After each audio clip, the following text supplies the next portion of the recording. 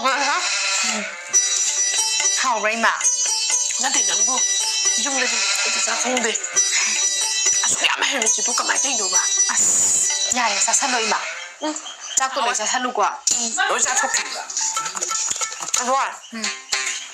ꯏꯟꯖꯥꯡꯁꯦ ꯈꯤꯇꯪ ꯍꯥꯞꯄꯛꯎꯕ ꯏꯟꯖꯥꯡ ꯍꯥꯞꯄꯣ ꯍꯥꯏꯔꯣ ꯏꯃꯥ ꯌꯥꯝ ꯍꯥꯎꯋꯦ ꯏꯟꯖꯥꯡ ꯊꯣꯡꯕ ꯇꯥꯔꯤꯕ꯭ꯔꯣ ꯑꯧ ꯇꯥꯔꯦ ꯇꯥꯔꯦ ꯑꯣ ꯗꯗꯥ ꯏꯃꯥꯒꯤ ꯏꯟꯖꯥꯡ ꯈꯤꯇꯪ ꯄꯨꯊꯣꯛꯄꯤꯔꯛꯑꯣ ꯍꯣꯏ ꯍꯥꯎꯔꯦ ꯆꯥꯁꯜꯂꯨꯀꯣ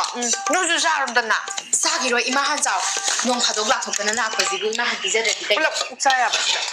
ꯏꯃꯥ ꯈꯤꯇꯪ ꯍꯥꯞꯄꯤꯌꯨ ꯌꯥꯔꯕ ꯌꯥꯔꯦ ꯌꯥꯔꯅꯤ ꯍꯥꯎꯋꯦ ꯃꯤ ꯃꯩꯆꯥꯁꯤꯅ ꯊꯣꯡꯉꯝꯕꯁꯦ ꯌꯨꯝꯗꯗꯤ ꯁꯨꯛꯊꯣꯡ ꯊꯣꯡꯄꯣꯠꯇꯦ ꯃꯥꯅ ꯀꯌꯥꯗꯤ ꯍꯥꯎꯔꯦ ꯂꯣꯏ ꯍꯦꯛ ꯆꯥꯊꯣꯛꯀꯦ ꯉꯁꯤꯗꯤ ꯏꯃꯥ ꯍꯥꯎ ꯑꯩꯅ ꯊꯣꯡꯕ ꯅꯠꯇꯤꯌꯦ ꯍꯥ ꯀꯅꯥ ꯊꯣꯡꯕ ꯗꯗꯥꯅ ꯊꯣꯡꯉꯤꯅꯦ ꯍꯩꯃꯥ ꯏꯌꯥꯁꯤꯗꯤ ꯑꯩ ꯏꯆꯥꯒꯤ ꯈꯨꯗꯣꯝꯕꯤꯗ ꯇꯣꯡꯕ ꯀꯨꯏꯔ ꯃꯥꯜꯂꯦꯗ ꯑꯧ ꯏꯃꯥ ꯀꯨꯏꯔꯦ ꯑꯣ ꯁꯤꯗꯅꯤꯅꯦ 이야 누빠 is the best 하이세 하니마